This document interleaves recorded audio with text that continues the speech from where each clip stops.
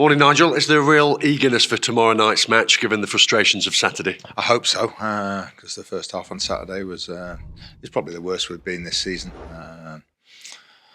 Much better improved in the second half, but we thought after the week's training we thought we'd be buzzing in the first half.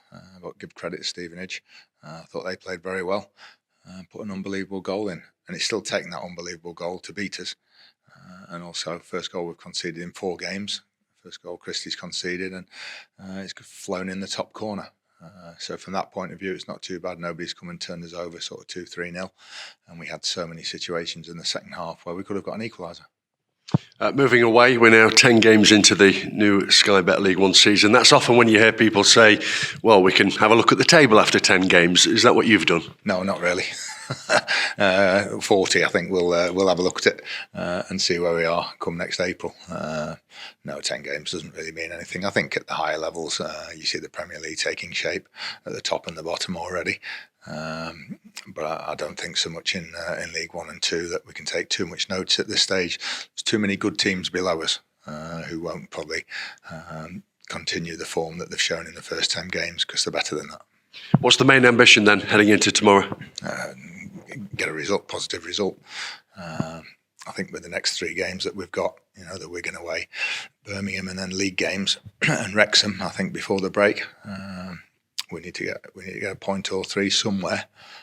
So it'd be nice to do it tomorrow night. What do you make of Wigan? They've had some mixed results. Yeah, just that on the day. I think if you give them time to play, they're as good in possession as anybody in the league.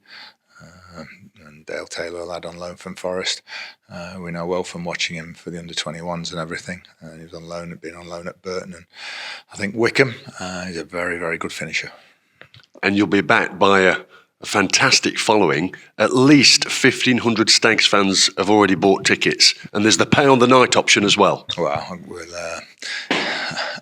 we'll look forward to performing in front of them, and hopefully it'll be better than Saturday. I thought Saturday was the first time the expectation was on us as well this season, even at home to win the game and go and create. And I thought it was a reversal of the Blackpool game where Stevenage just came and stopped us very well indeed and played a bit themselves.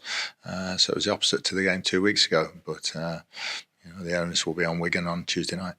Might that expectation have factored into the first half? Yeah, possibly. We looked a little bit nervy on the ball, which is don't understand with the points that we've got on the board. That should be one of the benefits of having a good start, is that you're not playing nervy. You can go out and express yourselves and go and play, not being ridiculous and playing the ball across your 6-yard box and giving away those sorts of goals.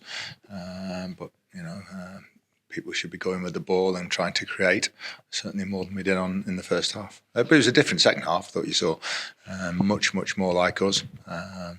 Changed the shape after about an hour, but I think we're already in a better sort of a more fluent sort of way of playing.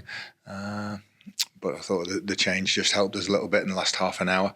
But for some poor crossing, we should have got something from the game. You gave us some good news after the match of players returning. Yeah, hopefully they'll step up the training this week. Maris, Flint and Akins, certainly they're the only 3 now. So they should be not far off. We've got the Newcastle game next Tuesday, and the Dead Rubber in the Bristol Street Motors. So they'll certainly feature in that, and we'll see if we need them before that point. Not spoken about Rhys Oates for a while. How's he getting on? Yeah, he's a little bit of a setback in terms of you have to do these strength tests to make sure that the thigh muscles and everything and his knee is up to scratch to go on to the next stage of his rehab. And he was just slightly down on one leg. So that means he needs to do it in another couple of weeks. I think he's getting tested again next week and hopefully he can hit the target.